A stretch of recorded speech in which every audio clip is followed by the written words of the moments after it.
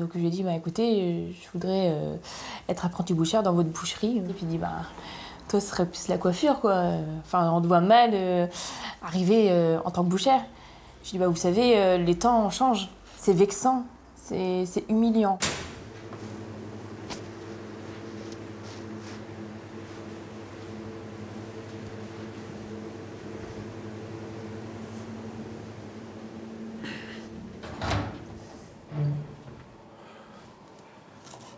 Dis-moi, papa, tu m'as prévu combien de veaux pour lundi? 4 veaux pour lundi. 4 veaux? Bon, c'est bon. Impec.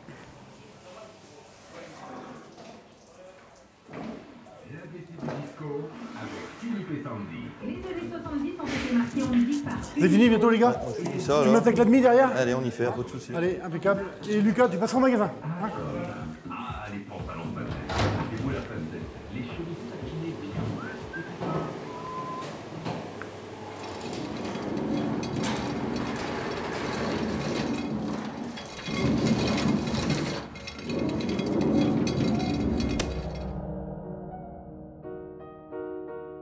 Dans une belle carcasse, on regarde les formes de la bête, toutes les rondeurs. Une belle carcasse, c'est comme une jolie fille. On les regarde de derrière, on les regarde...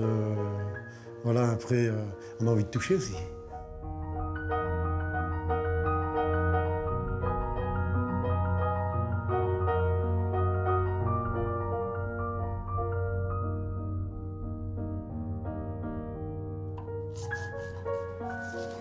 Autant avant, on acceptait la mort plus facilement, autant maintenant, on ne l'accepte plus, quoi. Si on achète un poulet, on ne va pas laisser la tête du poulet. Et si on vend un lapin, on ne va pas laisser la tête du lapin. Les gens ne veulent pas voir la tête de l'animal. C'est fou. C'est l'évolution de la société, quoi. C'est fou, mais c'est comme ça. On n'a pas toujours été détendre. Hein. Quand on était gamin, j'aimais bien tuer les lapins, les poulets, puis je suis rentré en apprentissage à 14 ans. Il fallait apprendre à tuer une bête avant de faire quoi que ce soit d'autre. Quand tu vois tous les trucs qu'on a mis là-dedans, les foies de volaille marinés au Porto, le porc, le veau, et qu'on a toujours peur que les gens se régalent pas.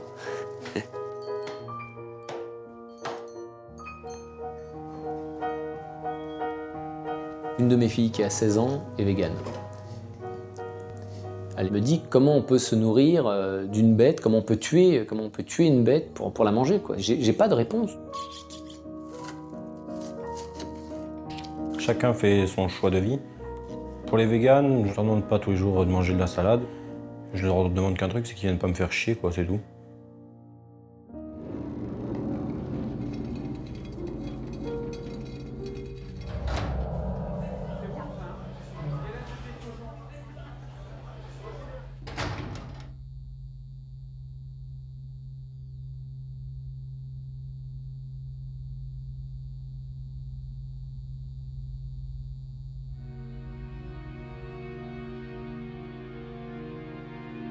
Dès aujourd'hui, tous les restaurants universitaires vont devoir proposer ce lundi un menu végétarien à la cantine. Alors ce ne sera pas obligatoire. De nombreuses personnes ont décidé de réduire leur consommation de viande, voire de l'arrêter totalement. Ce matin, des dizaines de boucheries ont été attaquées, vandalisées. Cette fois, la marque Erta revendique un steak 100% végétal. Ce week-end à Paris a lieu la Veggie Pride, une manifestation de la fierté de refuser de manger des animaux ou de les faire souffrir. L'altercation a eu lieu ce matin à Paris. Dans les bras de la jeune femme, un porcelet mort.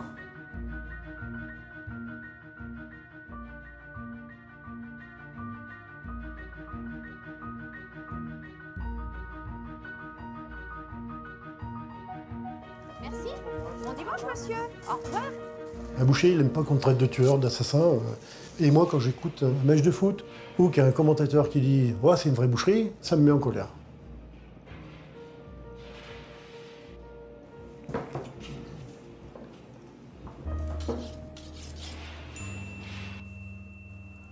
Un boucher représente une profession qui est, moi, que je trouve noble, qui est belle. Voilà, c'est quand même compliqué de prendre un couteau et de partir d'une carcasse à un bout de beefsteak et un joli rôti dans une vitrine.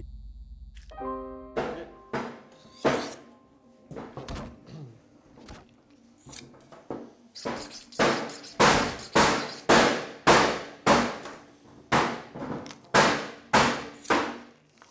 mets tout ce qui est saucisses et tu passes avec Robert et Manu au rôti. Hein? J'ai déjà mis les saucisses. Là, il te reste quoi là? Les cordons bleus, les trucs comme ça? Voilà, mais il suffit tout de suite là. Hein.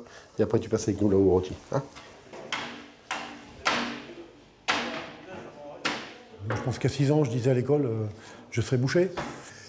Les professeurs n'étaient pas tout le temps contents, parce que moi je marchais bien à l'école. Ils m'ont dit, mais tu as autre chose à faire que boucher. Boucher, il faut y laisser pour les autres. C'est un métier manuel, t'as pas à y aller. Et aujourd'hui, quand on analyse un petit peu mon parcours, j'ai bien fait de partir boucher, parce que je pense que je me suis pas loupé. Je suis une poupée de cire, une poupée de son.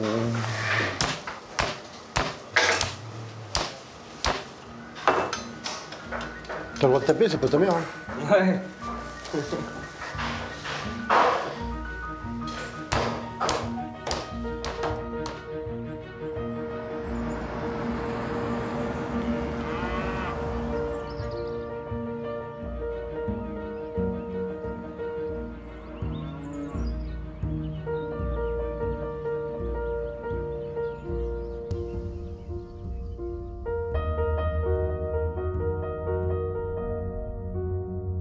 Pour un artisan boucher comme moi, regarder nos animaux, c'est un plaisir permanent.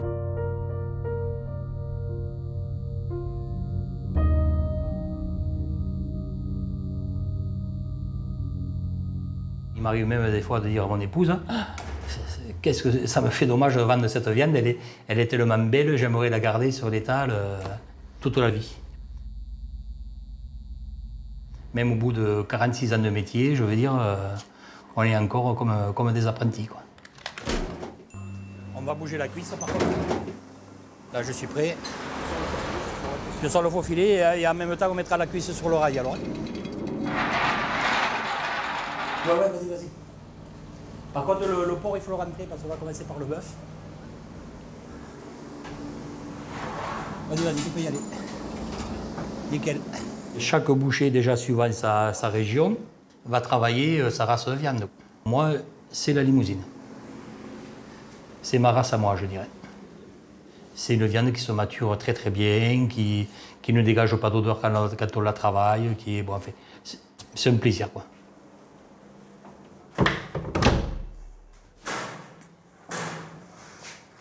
Voilà, donc tu vois, celui-là, il a 4 semaines.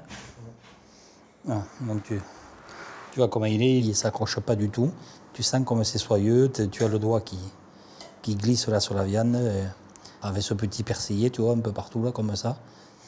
Alors, je vais commencer à te lever tout ce dessus là, tu vois. Parce qu'une viande maturée, c'est quoi? C'est une viande qui a moisi sur l'extérieur. Et tout ça, c'est de la viande perdue. Hein. Quand je regarde Denis travailler, c'est agréable. Je pourrais passer des heures de regarder, quoi. Il va mettre un coup de couteau, on sait que ça va être le bon, quoi. Il va trancher, ça, voilà, il sait qu'il tranche, c'est une fois, pas 2 fois. Voilà, tu as bien dégagé là.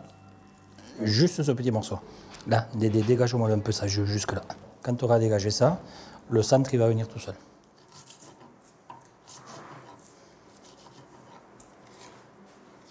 Comme Denis me dit, fais la cuisse, c'est comme si je m'amusais un peu à démonter des morceaux, quoi. Des Lego, en fait, que je démonte, des petites pièces de Lego tout le temps. Je vais travailler la viande, je me lève et voilà, je sais ce que j'ai à faire. C'est agréable d'être tout seul, pas de bruit, pas de faire son truc, d'être dans son truc. Je suis heureux. C'est pas en une épaule ou deux qu'on apprend vraiment à la démonter. C'est en faisant des épaules et des épaules ou des cuisses et des cuisses. C'est vraiment en travaillant peut-être 50 ou 60 fois le morceau qu'on va connaître par cœur, quoi.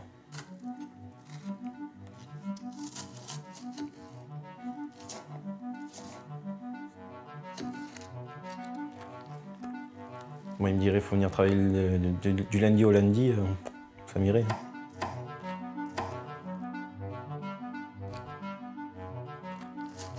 J'ai déjà fait un rêve, je l'ai raconté à Denis, ça l'a bien fait rire. J'ai rêvé que je finissais meilleur ouvrier de France.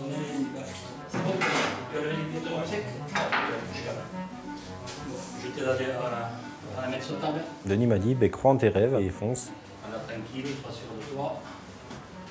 Quand tu es prêt, tu dis.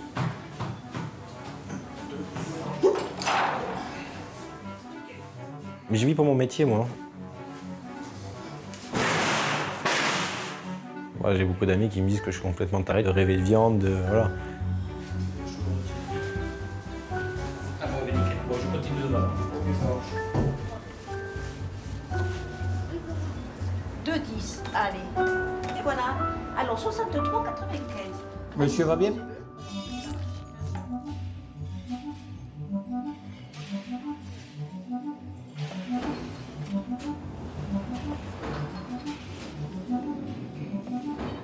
À l'époque, le premier veau qu'on saignait, il fallait boire du sang, sinon on n'était pas capable de faire un boucher. Hein. Aujourd'hui, je vois mal mes gars boire du sang de veau, moi.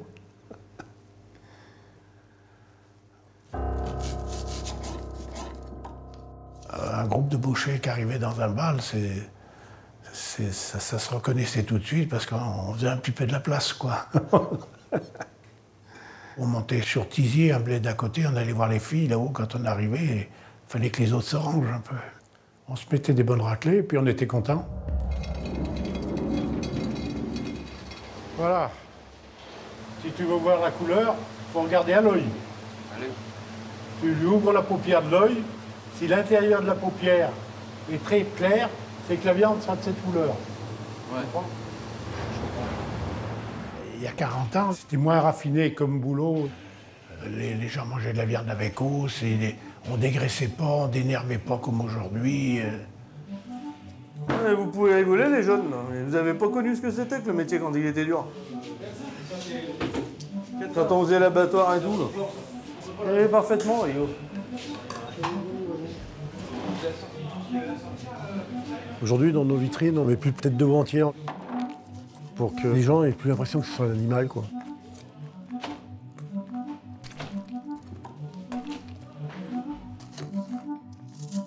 Avant, il y a ce tablier rouge, là, plein de sang, où aujourd'hui, c'est vrai qu'on le cache parce qu'il ne faut pas choquer les gens. On est plutôt dans le camouflage, là.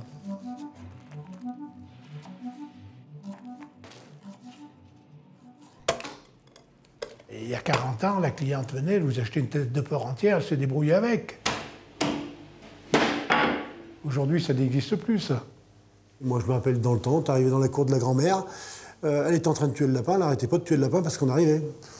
Aujourd'hui, celui qui a un lapin, qui va assommer son lapin, il y fait quand les deux gamins sont à l'école. Et bah, je sais pas, c'est pas des choses à... C'est peut-être pas des choses à montrer, mais c'est pas des choses à cacher, je trouve.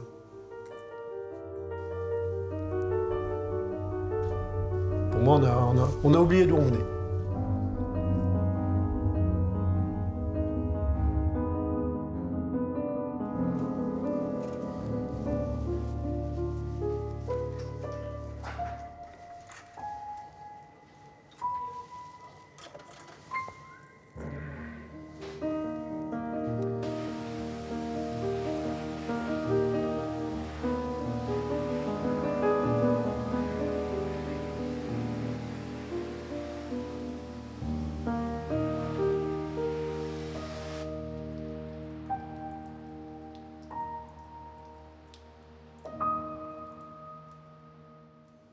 Le monde de la communication, du marketing, c'est des mondes qui sont ultra grisants, on gagne très bien sa vie, on rencontre des gens qui vivent à 100 à l'heure, on a l'impression d'être dans un jeu vidéo ou dans une série.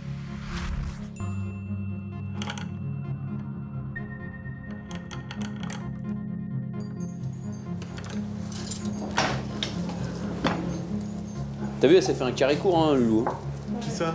Bellucci. Magnifique avec son carré court le jour, je dis, oh. Même à 50 ans, je l'épouse. Hein. Oh. Dans mes connaissances, quand j'ai dit que j'arrêtais, on m'a dit, bah tiens, tu vas chez qui? T'as été chassé par qui? Tu changes de boîte? Je dis non, j'arrête, je vais devenir boucher. Et là, tout le monde disait, ok, bon, mais en fait, tu fais quoi réellement? Je dis non, mais je vais passer mon CAP, je vais faire une formation.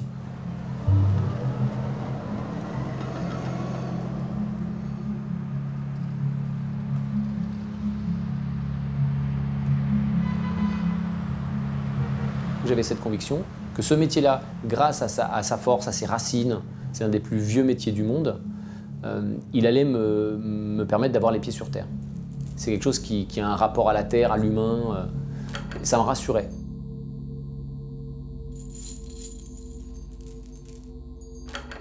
Franchement, il y a un moment où vous dites, mais qu'est-ce que je fous là, quoi? Mais il est où mon bureau? T'as un café, une clope. Non, là, il fait 2 degrés. T'as une bête qui fait 400 kilos, faut que tu désosses le tout. Tu sens plus tes doigts, t'as mal aux pieds, t'as mal au dos. Tu t'en sors pas, tu te dis, mais qu'est-ce qui m'a pris? Alors, jeune homme, bonjour. Si, tourne dos, s'il vous plaît. Non, il n'y a plus. Allez, en tourne dos, je suis. Là, en tourne dos, j'ai plus rien. Ce matin, on m'a dit d'en rester après-midi. C'était avant que la bête elle arrive. Avant que la bête elle arrive? Ah ouais, mais alors, putain. Ah, je vais faire dans le rumsteak, mais dans le filet, j'en aurais plus. Vous avez 2 minutes? Loulou, j'ai besoin de toi pour.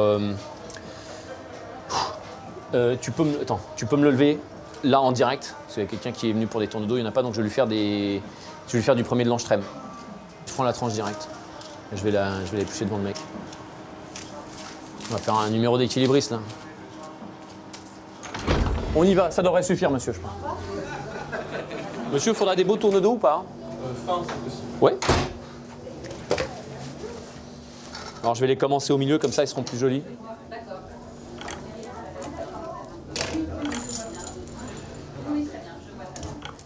Sur une carcasse, on va d'abord séparer des gros morceaux qu'on va ensuite rediviser entre eux. Et là, on va suivre vraiment des lignes de séparation, mais qui ne sont pas franches, qui sont pas, c'est pas découpé suivant les pointillés. Au début, on se trompe, on croit que c'est à gauche, mais non, c'est un peu plus à droite.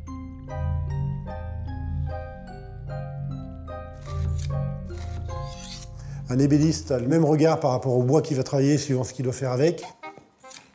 Savoir découper les animaux, savoir aller chercher les petits nerfs. Pour une anecdote, un jour je travaillais dans mon magasin et puis un monsieur qui me dit nous faisons le même métier, monsieur. J'ai dit ah bon, vous êtes boucher, vous aussi, vous êtes un confrère? Il me dit non, non, il me dit je suis chirurgien. Mais quand je vous vois faire, vous avez la même dextérité que moi. Je crois que la France est le pays où on détaille le plus les bêtes. Dans certains pays, on va désosser les bêtes sur une dizaine de morceaux, par exemple. Nous, on va détailler en beaucoup plus de morceaux. On va aller dans le détail de chaque muscle pour vendre un morceau précis sur une destination culinaire précise. On nous pousse à faire la plus belle présentation de la pièce qu'on a devant nous. On la sublime, on va l'habiller.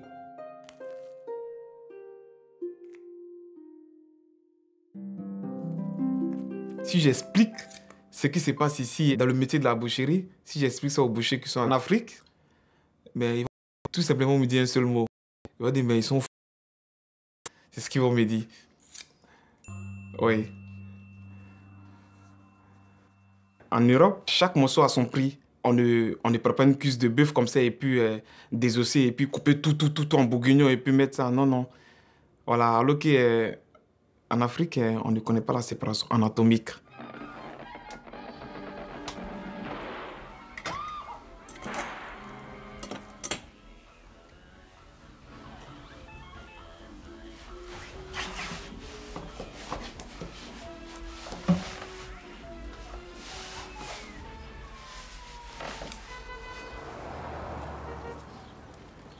Je suis arrivé en France en 2016, le 5 juillet. Moi, j'étais avec un de mes amis. On dormait dans la rue. C'était un peu difficile parce qu'on était obligé de mendier. Je me suis retrouvé avec l'ASE, l'aide sociale en France, Monsieur Martinez. Et il m'a appelé une fois dans son bureau et puis il m'a dit « Mais tu fais quel métier ?» Ah, j'ai dit, mais moi, je sais pas. Hein. Il dit, mais tu peux être boucher? Il dit, mais vous êtes sûr qu'il y a une école de boucherie ici? Il dit, bien sûr. Il dit, ah, mais ça serait un plaisir alors. Il dit, ah bon? Il dit, mais là, tu vas travailler le porc, tout ça, parce que tu es musulman. Il dit, non, moi, ça ne me gêne pas du tout. Je ne mange pas, oui, mais ça ne me gêne pas de travailler le porc.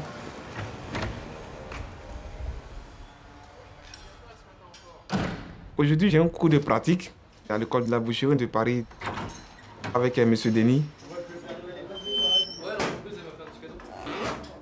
Nous nous retrouvons tous ensemble. Et on a tous à égalité, voilà, pour une cause commune. Parce que nous, à l'école, nous apprenons comme si des gens qui travaillent dans les petites boucheries. Ils sont très rigoureux, ils sont très stricts. Voilà, on ne jette pas de la viande, il n'y a pas de gâchis.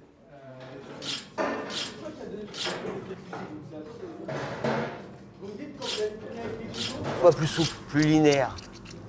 Tu verras que tu seras plus efficace. Et les petits coups secs, tu peux que tout arracher. Doucement. Et si ça ne va pas sortir? Et là, tu vas continuer à descendre le long de ton coxal ilium. Si tu pourras passer par là pour aller chercher ta tête de filet à l'intérieur. Moi, j'arrête jusqu'à là. Mais il n'y a pas besoin. Tu verras que là, la tête de filet, elle est juste ici à l'intérieur. Tu me dis si t'es perdu.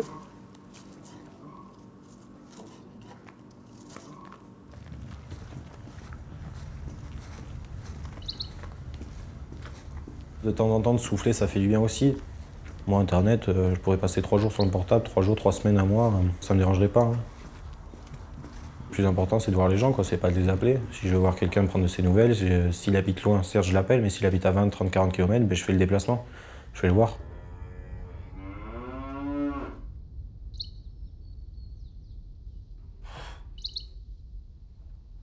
À l'âge de 5-6 ans, mon frère m'a pris à la ferme et j'en tombais amoureux. Je voulais pas partir, quoi. J'étais bien là où j'étais. Mon seul truc, c'était de venir avec lui à la ferme entre les vaches.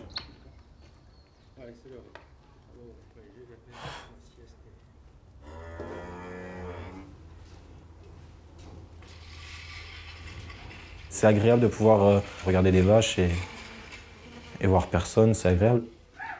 Et quand on est chanter et les vaches qui nous suivent, Là, allez. c'est vivant, ça bouge, ça a beaucoup de force. C'est impressionnant à voir musculairement déjà. C'est pas du tout pareil que quand c'est pendu dans un frigo. J'aime les vaches vivantes, je les aime mortes.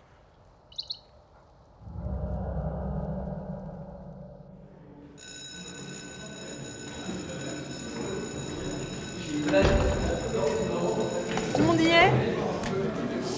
Nicolas. Antoine. Il est pas là. Romain. Non plus. Eh ben. Cameron. Mustapha. Oui. Et Nicolas. On est toujours au XVIIIe siècle. Hein. Versailles considère que la poitrine de bœuf n'est pas estimable. D'accord? Ça veut dire que vous avez la Corporation de Paris qui va donc vendre cette poitrine de bœuf à un prix plus fort, alors qu'à Versailles, on considère que c'est un bas morceau. On nous parle des histoires qui sont passées depuis, ça fait maintenant des siècles, mais ça a quoi à voir avec couper une viande? Au début, c'est ce que je me disais. Donc la première corporation de bouchers à Paris, c'est... Bon, on sait pas, ça. La Grande Boucherie de Paris. Qui s'installe où d'ailleurs? À l'église à l'église Saint-Jacques de Paris. De la boucherie. Mais après, au fur et à mesure, je me suis raisonné moi-même parce que je me suis dit, mais si elle prend le temps de nous expliquer, c'est important. Pour connaître un métier, c'est important de connaître sa provenance. Qu'est-ce qu'on a dans nos assiettes au Moyen-Âge? Alors, si vous êtes très riche, vous mangez du gibier, du bœuf, hein, toutes ces viandes qui coûtent cher. Si vous êtes pauvre, effectivement, vous aurez peut-être plus un bouillon avec un morceau de viande cuisson très très lente, donc qui a quasiment plus de goût, hein, qu'on va mettre dans le bouillon avec des os à moelle pour donner du goût, etc. D'accord?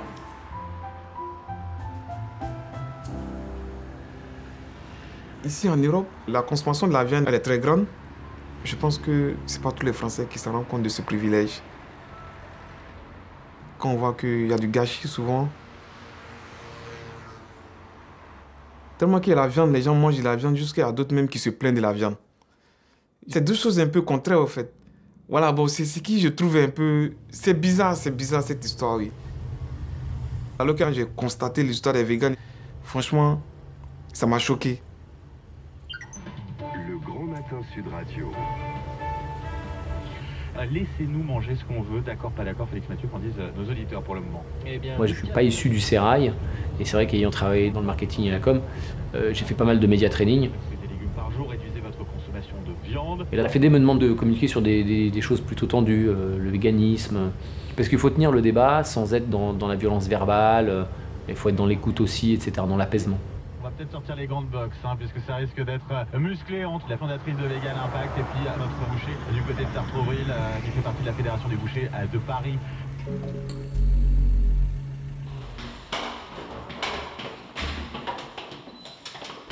Est-ce que la cohabitation, elle est possible entre vous? Oui, complètement. Enfin j'ai aucune animosité, si je peux utiliser ce mot-là. Chacun sa liberté de consommer ou pas, Alexandra? J'espère. Pas pour les animaux, ouais. et là on dit quelque chose de faux. On n'impose rien, on fait pas culpabiliser, il n'y a pas de violence. C'est culpabilisant quand même de balancer du faux sang sur les boucheries. C'est très traumatisant pour un boucher. Et nous, de se faire frapper par des éleveurs et par des personnes qui travaillent dans des abattoirs qui nous menacent avec des couteaux, ça aussi c'est traumatisant. Mais pour les animaux, pourquoi on peut pas vivre avec eux? Pourquoi on les utilise? Ça, c'est la question. Et qu'est-ce qui vous culpabilise? C'est pas les véganes, c'est votre propre conscience. Parce qu'au fond, vous savez que les animaux... Vous êtes d'accord, pas d'accord? Vous votez, en tout cas, vous commentez sur nos réseaux sociaux. Et puis tenez, vous nous appelez 0826 300 300. A tout de suite dans le Grand Matin.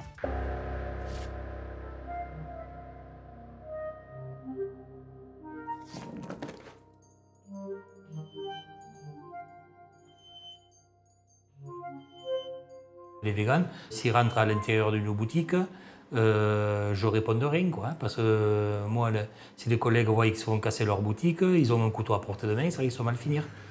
Je crains, dans des moments comme ça, je crains, oui, ma réaction, peut-être même celle de mon personnel, parce que quand on pèse 20 kilos et qu'on a point de force parce qu'ils ne mangent pas de viande, on ne peut pas lutter.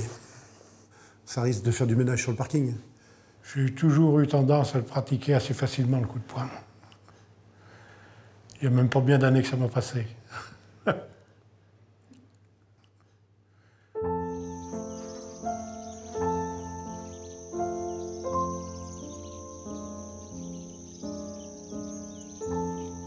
Moi, je me dis, la bête, elle a été créée pour nourrir les êtres humains.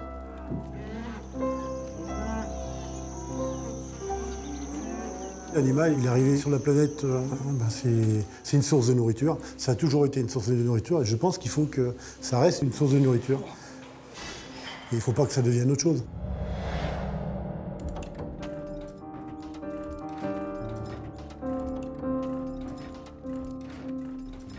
Je pense que l'humain, il faut bien qu'il vive de quelque chose. Le gars qui travaille un peu dur, qui travaille en maçonnerie, s'il a un petit repos léger, il ne va pas y rester longtemps en maçonnerie. Hein. Manger moins de viande est recommandé par l'Organisation mondiale de la santé. Arnaud Cocolle est nutritionniste. Si vous ne mangez pas du tout de viande, vous pouvez être en très bonne santé. Prenez quelqu'un qui ne mange jamais de viande, des études ont été faites, et quelqu'un qui n'est pas souriant, qui n'est pas agréable, qui est triste et dépressif, quoi. Voilà. Une trop grande consommation de viande aggrave les risques de développer un cancer colorectal. C'est le constat de l'OMS qui rejoint celui déjà avancé par l'Institut national du cancer en juin dernier. La viande, moi, je la mange tout le temps bleue. D'ailleurs, la viande crue, on ne fait pas comme Popeye avec ses épinards, mais ça nous échauffe un peu, ça nous muscle.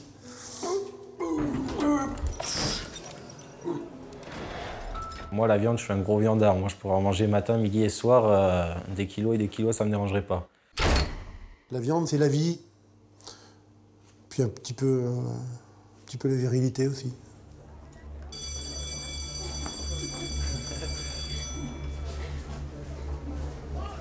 Bon, ok, je suis pas l'image du boucher en lui-même, balèze, bien portant. Moi, je suis tout le contraire.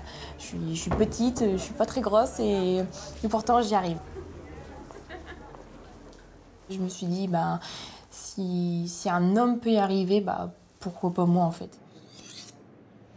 Tout le monde a un tablier, tout le monde a un gant. Qui n'a pas de tablier, qui n'a pas de gant? Tout le monde est prêt?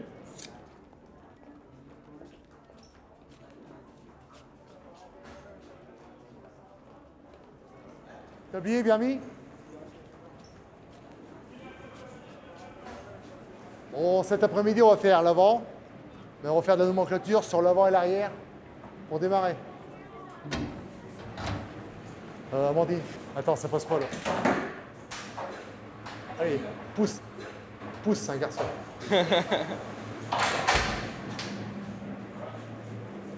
Donc, Amandine vient de sortir quoi? Un demi-bovin. Support osseux. Radius cubitus. Donc composition, c'est le jarret avant. Et qu'est-ce qu'on fait avec ça? Comment on le fait cuire? Morceau longue cuisson. Ensuite. Que des hommes. Oh. Quand j'ai décidé de me lancer en tant que bouchère, mes amis insinuaient que c'était un métier sale, ouais. Où j'allais rentrer, je sentirais pas bon et que je serais couverte de viande entre les ongles. Elles me disent, tu te vois en train de manipuler la viande, en train de désosser. Enfin, c'était pas la place d'une fille.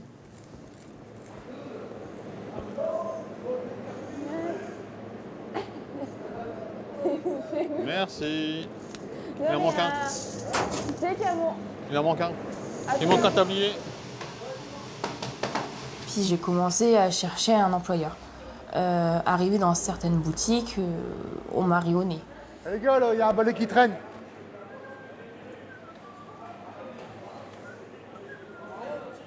Oh! On arrête de siffler, là. Un jour, je me souviens, j'ai eu affaire à un ouvrier. Derrière, il disait, c'était tellement pas discret parce que la porte était ouverte. Il disait, oui, il y a une fille, elle se présente pour être bouchère. Donc, ils ont passé leur tête à travers la porte et j'ai entendu rigoler. Et donc, je lui ai dit, bah, écoutez, je voudrais être apprentie bouchère dans votre boucherie. Et puis, il dit, bah, toi, ce serait plus la coiffure, quoi. Enfin, on te voit mal arriver en tant que bouchère. Je lui ai dit, bah, vous savez, les temps changent. C'est vexant. C'est humiliant. Alors, 24,52 s'il vous plaît. Dans notre métier, avant, les femmes, elles y venaient pas par conviction, elles y venaient parce que elles avaient épousé le boucher. Maintenant, nous avons des rails pour porter des gros morceaux, donc une femme peut très bien travailler dans le laboratoire. Hein. Il ne faut pas avoir cette image, j'embauche une bouchère pour la mettre au service, quoi. Une femme, c'est plus doux, on n'est pas rude au boulot comme avec un mec. Bon, on va faire le squelette du bœuf. Pour ceux qui ne connaissent pas encore parfaitement les noms de leurs os et la composition. Je me souviens, j'étais en cours de français avec ma prof principale. Et elle dit, ah, t'es mademoiselle Michaud? Je lui dis, bah oui.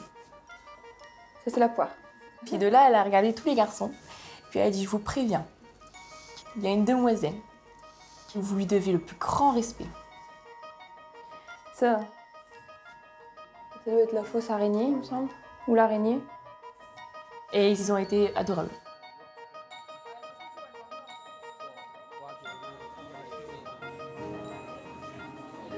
T'as quel âge là? 23. T'as 23 ans? Bah ouais. Oh, j'avais pas.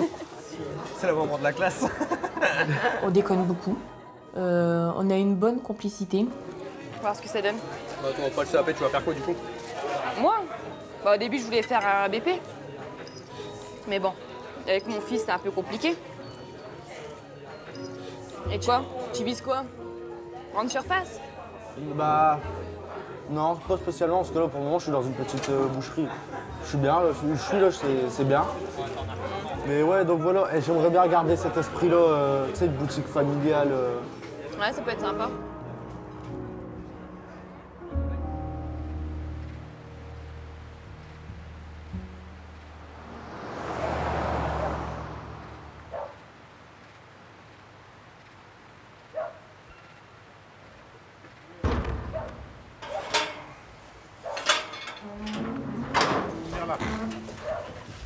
Allez, viens.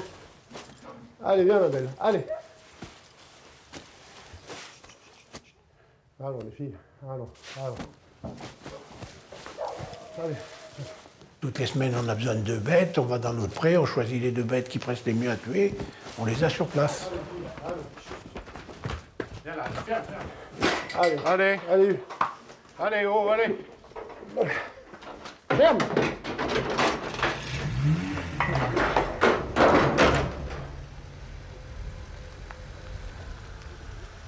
J'aime bien mes bêtes, mais ça me fait rien de les mener à l'abattoir.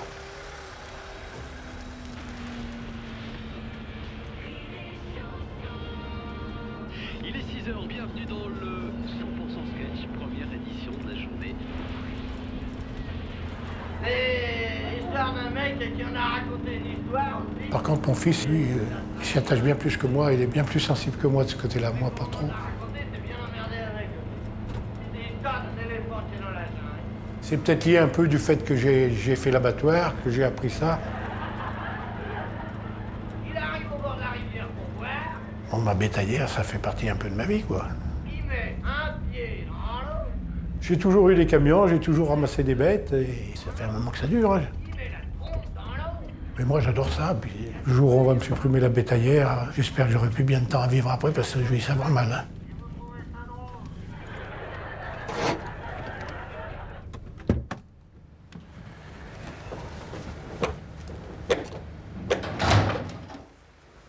Allez, viens, ma grosse.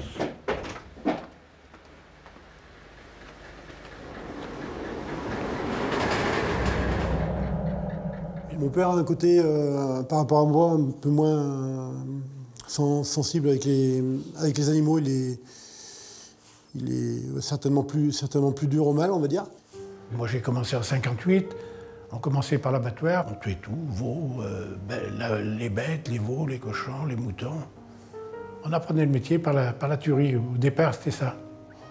Mais bon, à cette époque-là, on tuait les veaux, on les tuait à la masse. Aujourd'hui, c'est tout au pistolet, c'est plus pareil, quoi.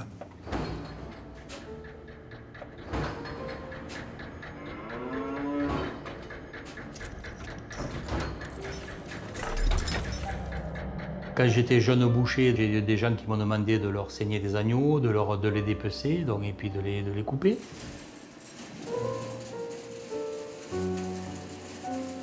Jeune marié, on a toujours besoin d'argent, donc je l'ai eu fait vraiment quand on me le demandait, mais dès que j'ai eu la possibilité de dire stop, j'arrête, j'ai arrêté, quoi.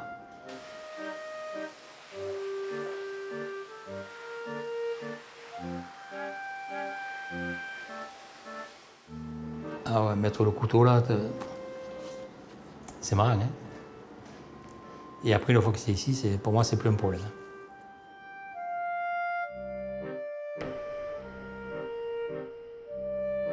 À l'école, je pense que c'est dommage de leur avoir supprimé ça pour l'anatomie de la viande, pour tout voir comment c'est fait, ne serait-ce que pour le 5e quartier, les abats, travailler les boyaux, tout ça. On travaillait tout.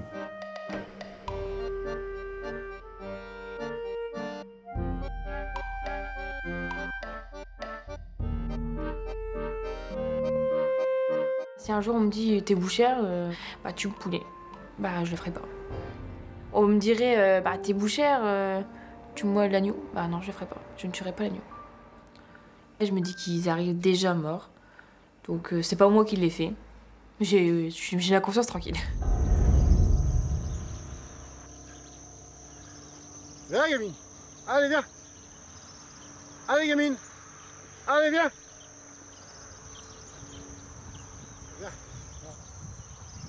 Allez les filles. On fait entre 60 et 80 bêtes tous les ans à la ferme. C'est vraiment des bêtes qu'on coucoune. Quand je dis coucouner, c'est quand on dit faire prendre une douche toutes les semaines, c'est faire prendre une douche toutes les semaines, c'est voilà, leur mettre un petit coup de brosse, voilà, c'est vraiment prendre soin. Ça va? Allez, ça n'a rien d'avoir un seul caractère. Hein? Alors, ben, pour cela, voilà. Hein, pépette. Oh, bouge, bouge. Oh, ça fait du bien, ça. Hein? Non, mes mères. Les bêtes, c'est vrai qu'on est con de s'attacher, mais bon, une bête, c'est un animal, c'est un animal. Quand on passe du temps avec, on est obligé de s'attacher. Et on leur donne un petit prénom, donc souvent, moi, je les appelle Vévette. Ah non, moi, je leur donne pas de nom. Ah, Hervé, on a 2-3 qui sont baptisés tout le temps. Oui. Oui. Mais bon, il sait bien que pour la bête, il faut qu'il la fasse tuer, quoi. Mais bon, il s'y attache, quoi. Un grand sourire, bougez pas, je fais un gros plan des premiers rangs. Parfait. Je déclare ouverte la fête annuelle 2019 des récompenses aux apprentis bouchers de Paris et de l'Île-de-France.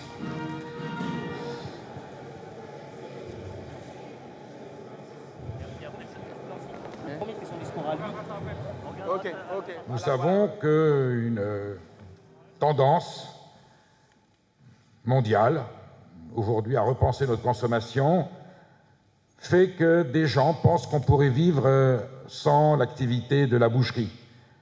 Ça veut dire qu'il n'y aurait plus d'élevage, qu'il n'y aurait plus d'animaux d'élevage dans nos campagnes. Eh bien, la France ne serait pas ce qu'elle est. Vous êtes donc aujourd'hui, jeune promotion, détenteur d'un patrimoine, d'un passé et surtout d'un avenir. Et je pense que l'on peut crier « Vive la France !» et « Vive la boucherie française !» en pensant au courage dont vous avez fait preuve pour perpétuer ses valeurs et ses traditions. Merci. J'apprends aujourd'hui, lors de la remise des diplômes, que je suis major de ma promotion. Je suis fier vraiment de tout chemin vraiment que j'ai parcouru parce que vraiment, je viens de très loin. J'appelle Rémi Maupertuis, apprenti chez Stéphane Baudoir.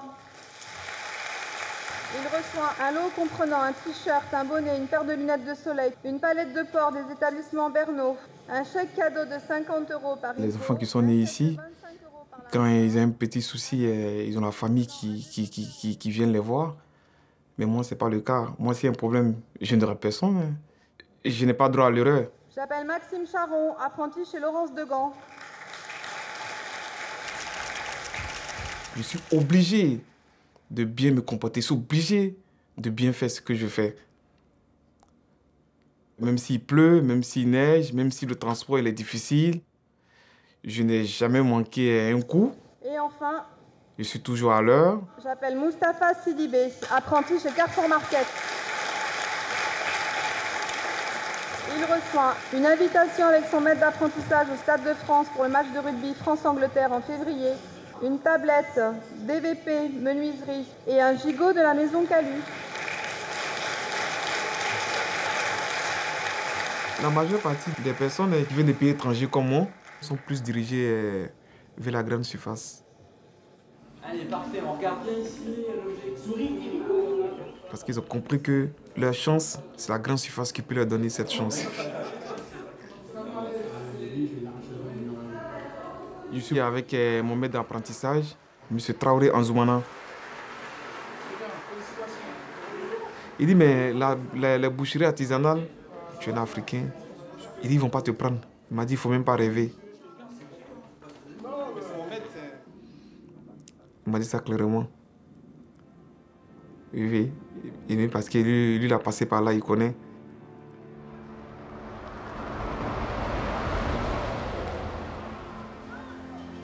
J'ai postulé aussi dans les boucheries artisanales. Je me suis déplacé personnellement avec mon CV, ma lettre de motivation. Toutes les boucheries qui sont aux alentours de chez moi, de 15 ou 20 boucheries artisanales, hein, je les ai tous parcourues. À l'ouverture, je suis déjà devant le magasin. Je vois le patron, je l'explique mon problème. Mais vraiment, je voulais vraiment apprendre ce métier.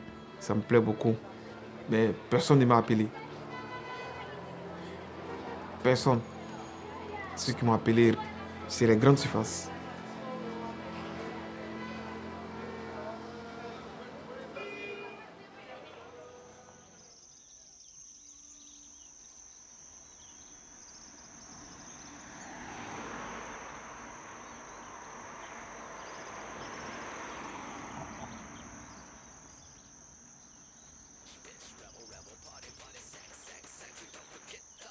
Le matin, quand je me lève, j'ai la patate, quoi, j'ai envie d'y aller. Savoir qu'il va y avoir de la casse, qu'on va pouvoir travailler, des ossées. C'est vrai que savoir qu'il y a une demi-vache à casser, c'est motivant.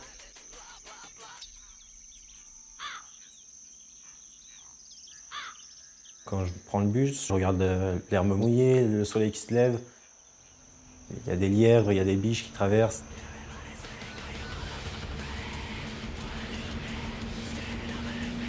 L'odeur du foin sec, un tracteur qui est en train de faner, c'est magnifique le matin. Avant d'arriver au boulot, déjà, de passer par la campagne, déjà, c'est juste, voilà, c'est joli. Ça donne envie d'aller bosser, quoi.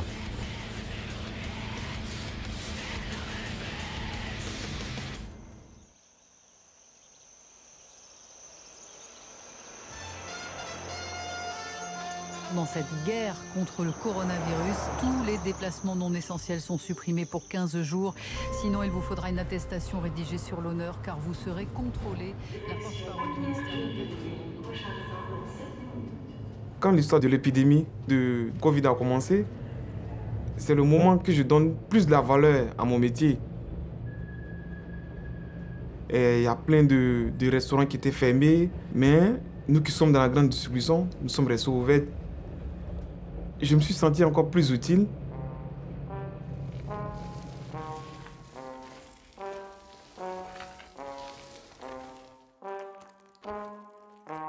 En grande surface, on nous apprend à être rapide. C'est la production. Qui dit production, de rentabilité surtout.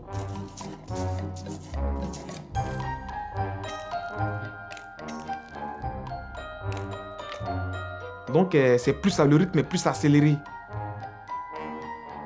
J'ai vu des bouchers. Si tu les vois en train de travailler, tu vas dire que c'est une machine. Un monsieur, c'est un monsieur, c'est un Africain, mais qui est ici, ça fait longtemps. Il nous a désossé la tête d'un bœuf. Il a fait ça en moins d'1 minute. Ah oui, une grosse tête comme ça, il a fait ça en moins d'1 minute. Mais il dit ça, mais c'est la magie, monsieur.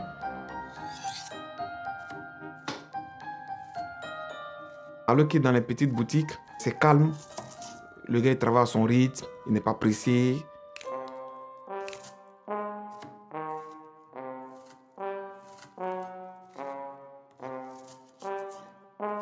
C'est quelque chose que j'adore travailler, l'agneau. Je peux en avoir 50 à faire par jour, ça ne me dérangerait pas. Je prendrai toujours plaisir du 1er jusqu'au 50e à le faire.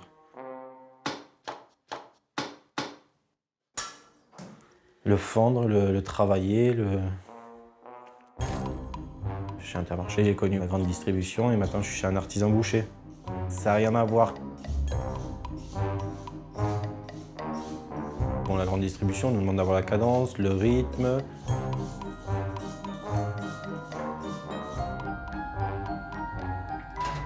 C'est pas le même type de viande, on laisse moins maturer. Et puis voilà, c'est beaucoup de barquettes pour le libre service.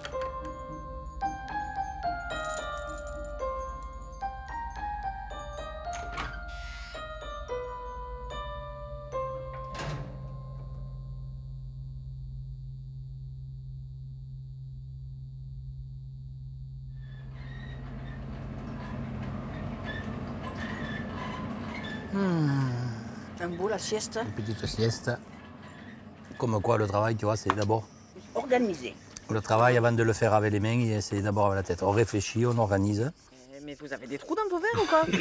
Mais non, mais ça s'évapore, le rouge. Mais attends, regarde, moi il est pas évaporé le mien. Ça s'évapore pas le mien. Allez, bon, bien, alors, notre, hein.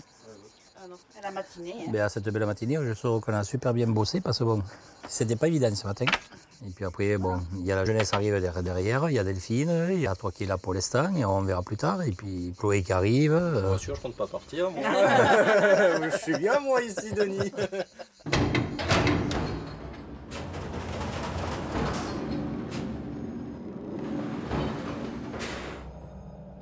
Donc alors, c'est pour faire votre entretien annuel. Donc là, c'est vous qui vous auto-évaluez. Ok. Donc vous vous auto-évaluez vous-même. Donc, pour chacune des compétences Actor Change, c'est l'évaluation de chez Carrefour pour voir l'estime que vous avez de vous. Alors, servir le client avec passion. Souvent, très souvent, rarement. Très souvent. Très souvent.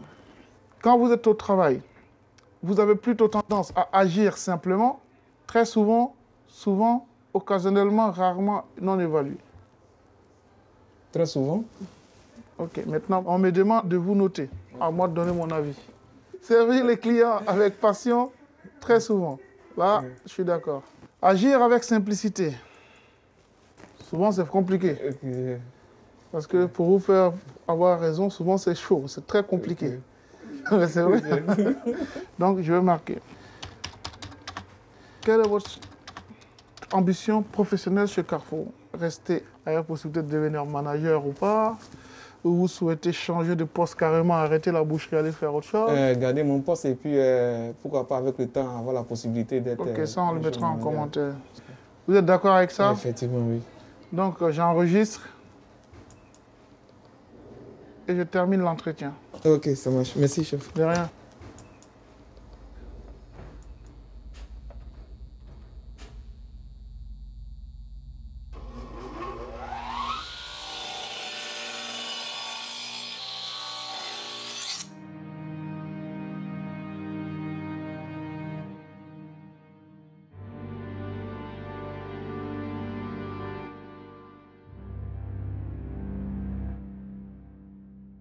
On a eu une bête l'année dernière qui s'appelait Victoire.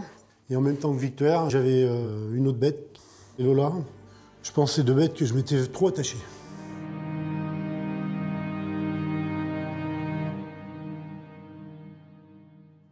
Le jour où on a chargé Victoire et Lola, ben c'est simple. 5h30 à la ferme, ouvrir les portes de la bétaillère, sont montés dans le camion, j'ai fermé les portes. Je suis parti voir mes copains.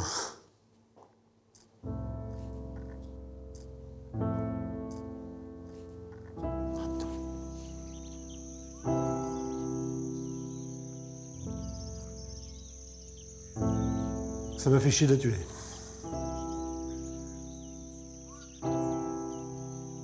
Ces deux bêtes, j'ai passé tous mes lundis après-midi avec.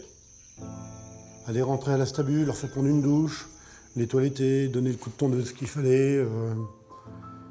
Vraiment aller les voir tous les jours. Et ouais, je les ai coucounés comme deux filles, quoi. Quand elles sont arrivées dans carcasse dans le frigo, je me souviens d'avoir dit à Lucas, c'est lui qui a mis le premier coup de couteau, j'ai dit, si tu mets un coup de couteau de travers, je t'assomme.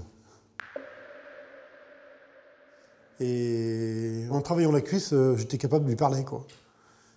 Je lui disais, bah, ma grosse, hein, t'es arrivé au bout, hein. C'était la fin. On essaye de l'aimer jusqu'au bout, là.